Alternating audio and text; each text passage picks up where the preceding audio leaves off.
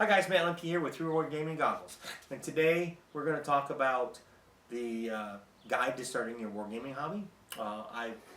We'll call it Ready to Roll, or Ready to Roll Out. This is the first episode of I think 4 that I have planned.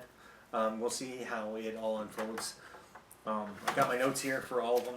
We're going to stop in a minute or two, but basically you've discovered tabletop miniature gaming, and you're more interested in finding out about what it is. Maybe the price currently scares you a little bit. Maybe you don't know enough about the rule sets or the hobby in and of itself. And hopefully I'm going to demystify some of that for you. So basically, tabletop wargaming is what you bring an army to the table, you create a battlefield, and then you use rules to fight a simulation. That's basically what it is. Before you even get that far, there are a lot of things that can apply. You want to find what you want to do. There's a lot more things that engage you in this pastime, like painting, where to start, what kind of a list or army to build. Perhaps the appeal to you is armies that look meticulously made, or the ones that are definitely not your normal armies that people do a lot of art on. Maybe you've overheard tales of people using cunning tactics and pulling out victories when they were losing, and you want to be a part of that kind of excitement. If that's the case, welcome to wargaming, because that happens a lot. Sometimes it's going to seem like this is complex, and at first the undertaking might seem overwhelming, but the trick is finding your niche within the niche. So there are a lot of different game rules, especially can be overwhelming for a newcomer who's coming to the hobby. So I think the trick is going to be your social connection, your local game store, and finding people to guide you along the way. I'm hoping that I can help you demystify some of that right now. And I think with that being said, the first thing to do is truly define what wargaming is. And at its core, it's a simulation of conflict or of battles played out on a tabletop. You use miniatures like this. You use terrain like that. Miniatures like this. And the miniatures vary in size. We'll probably come back to that next session or when it gets into playing in the hobby. There are so many different rule sets that I can't tell you with any kind of clarity which one is right for you without sharing more stuff. Every war game is going to have rules for movement, terrain, shooting, close combat, and how those things all unfold. Sometimes they're very different. Sometimes games have different phases. Sometimes you play the battle and you have a primary objective and a secondary objective so that there's more tactics involved. Basically, your role as the player is to be the commander attempting to complete these objectives, or just to table wipe your opponent. And of course, understanding the rules will help give you some of the advantages, or understanding the advantages of these different mechanics like terrain, and whether or not a hill here, can you see that? I'm going to back it up. A hill that's like this high blocks line of sight to this model, or whether or not this flying model blocks line of sight to this model. Now,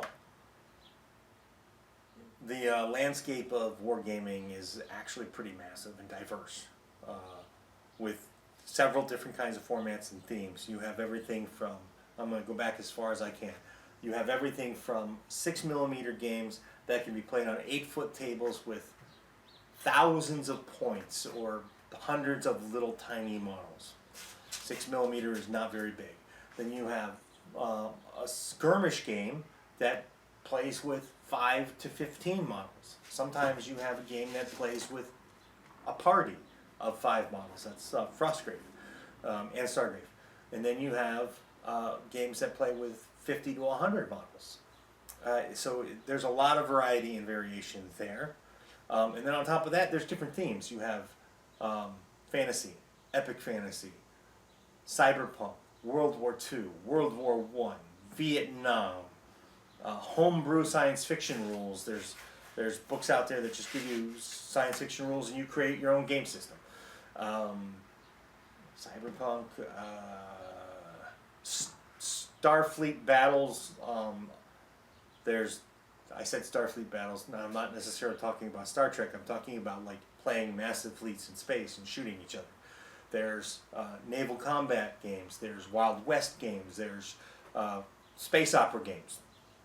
That pretty much covers just about everything in the miniatures thing. There might even be stuff for dinosaurs that I'm unaware of.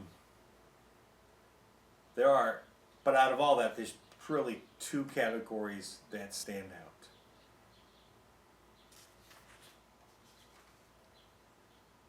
Miniature wargaming is probably the most visual and striking. And basically there's a lot more open format. You play on the whole table, you put your terrain down in different locations, and then you move across it. And your forces represent the fighting forces. These miniatures are often put together, assembled, and painted. Sometimes, if you're not a great painter or you don't want to paint them and you're forcing yourself to paint them, it's kind of painstaking. Often you will add your own elements to it. There's a lot of challenge and there's a lot of self-fulfillment there. And then you start getting into adding the scenery and the terrain. For me, I think some of the best scenery and terrain is stuff that's made out of styrofoam, that is from packaging. Other people like to go all hog wild, like for Star Wars Legion, they want to make Mos Eisley. And both are great. I have not torn into some of the more detailed stuff that I kind of want to. Miniature wargaming has roots that tie back to the 19th century. And you can even argue that chess might have been the first war game. I would say that I would argue that very loosely. I kind of don't believe that. And then the second format is a board game based wargaming. And this is, you play it on a board. Usually it's either like a hex grid or a square grid. And your models come all one piece, so you don't have to put them together. And often they're unpainted, and most of the time, I would say probably 80 to 90% of the people never paint them. Sometimes people buy them for the models just to paint them. So it works both ways. One of the more unique games in wargaming is classic BattleTech or BattleTech. And it can go either way. It can be played on a hex map, or it can be played on a table where you make your terrain. They've got rules for both. Now, beyond those 2 formats, you start breaking down into things that make it a little bit more nitty and gritty. Maybe you want to get into historical wargaming, and where these games aim to recreate battles and conflicts from the past, ranging from ancient warfare to modern engagements. Some good examples would be Flames of War Bolt Action, then Cold War, Lion Rampant, and it's escaping me. Anyway, they all basically strive to recreate historical engagements. And those guys, the guys that are really into it, they actually get all the unit cards and they paint the models to match the units. So they are really, really into the historical aspect of it.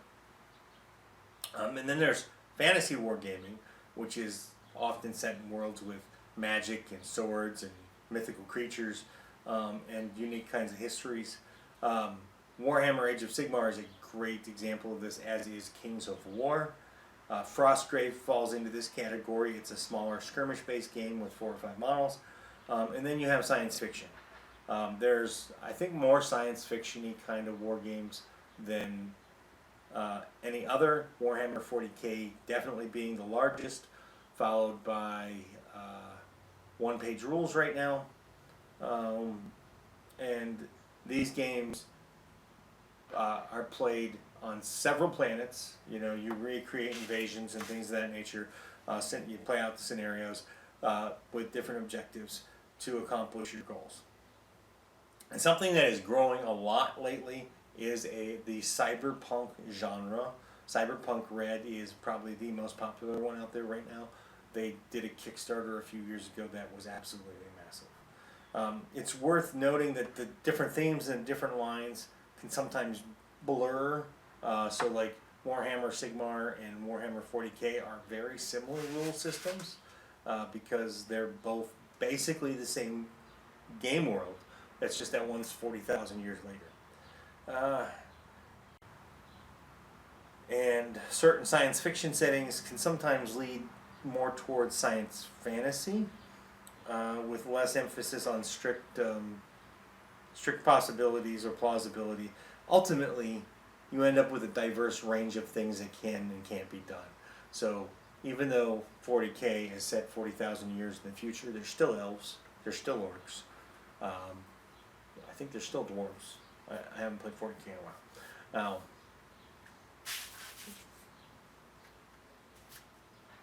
with that said, I guess the next question is, why dive in? The appeal of wargaming is very multifaceted, or multivalent. I like that word. Let's go with multivalent. You have list creation, you have the strategy and tactics on the table, you have the assembly of the models, you have the painting of the models, and you have the assembly of terrain. So I think, for me, one of those things that stands out the most is the tactical thinking involved. What can I do to make my opponent's head hurt and make him make a mistake? That is the kind of thinking that I find crucial in a miniature war game. You have to plan, anticipate, and outwit your opponent. Now, if you have a more creative spirit, miniature wargaming offers a lot of artistic opportunities. Assembling and painting the models, which we've talked about, you have a ton of things to do. If you want to play a plague-driven army, you buy models and then you add your plague stuff, add boils, add blisters, make them bursting, whatever you want to do. You have terrain creation that drives you, will drive you, it will drive you insane. It can, because I've been frustrated with terrain in my head. I see it this way, and then when I paint it, it doesn't quite turn out as good as I want it to. Everybody's happy with it, but sometimes my own brain gets in my way. Beyond that, that makes, both of those make the hobby very rewarding, especially if you can lose and still have challenged your opponent. And especially if people look at you like, I don't like painting as much as the next guy, but if I can put my model on the table and people are like, man, that looks really good, I do feel good about it. Beyond those individual aspects, wargaming is often a social activity. You will go to a local store and get together with 10, 15 people sometimes, maybe more, or go to a tournament and play and meet people that you hadn't normally met, go to a game convention and meet tons of people you haven't met. It's often a friendly competition. There are some games that are a little bit more competitive than others, but we can talk about that at a later date. And then if you have an interest in the hobby for your historical war games, They offer a tremendous and engaging amount of fact on learning about specific battles and campaigns. You gain a deeper understanding of the strategies that were used, like if you were going to reenact the Civil War at Gettysburg. There are a lot of different things on Gettysburg for historical wargaming. Now, finally, I don't see this as often, but I will say that when you start to play more scenarios rather than just a head-to-head game, war games often have a strong narrative element. Whether it's recreating a historical scenario or forging a new story in fantasy or science fiction setting. And if you get into something like a campaign, you'll often get very involved in building your list and telling your own story and creating aspects of it to share with those that you're playing in the campaign with. 40K has some really good campaigns. Actually, I think they come out with a new book for a campaign every rules edit. Resolution, which is a game by Aberrant Games, they have an entire book on building your own campaign. So there are a ton of creative outlets and social interaction capabilities and the potential for learning. And that's where we're going to stop today. I'm going to stop with, I never wanted to get into wargaming when I got into role-playing and stuff like that because I didn't want to put together the models. And the book was intimidating. The rule book for 40K was intimidating. It was also $80 when I had like no money. So I'm like, well, I'm not playing that game. But I do remember when the guy introduced me to it at that particular game store, there were 12 people at the same table attempting to attack a tower and destroy a tower, and they were having the time of their lives. The social interaction with stuff like that is just beyond belief. And wargaming, once I opened my game store and started playing Mage Knight, wargaming led me down a path that I will never forget and I will never regret. It has given me a lot of opportunities to grow. It has challenged me in a lot of ways. I found a love for making terrain, and now I have way too much terrain. And I want to continue to share things with individuals and make the hobby grow. I wouldn't have done that if I didn't get introduced 25 years ago to wargaming. Thank you guys. If you've made it this far, please like, subscribe, and share. I don't know if it'll be next week or the week after, but we will start off ready to roll with part 2. And it's going to be the steps to getting yourself started in wargaming. Thank you. Have a great day. Hi guys. Meet the Nibbles, who's gonna go down. She just decided not to go down my back, so we'll do this for her so she's comfy. Thanks for watching my video, and I appreciate it. Please hit the like button and share it if you know somebody who might be interested. And of course, there's always Twitter and the Facebook thingy, and soon I have a newsletter coming. That'll be down there or in a link below, and my kitty cat loves that idea. So anyway, there was one more thing. Oh yeah, subscribe. Be a part of my community, our community. Let's make it grow together. See you guys at a con somewhere, or a local store, or if I'm driving through the country, maybe a game club. I don't know, you're not going to go knock down my camera. Bye guys.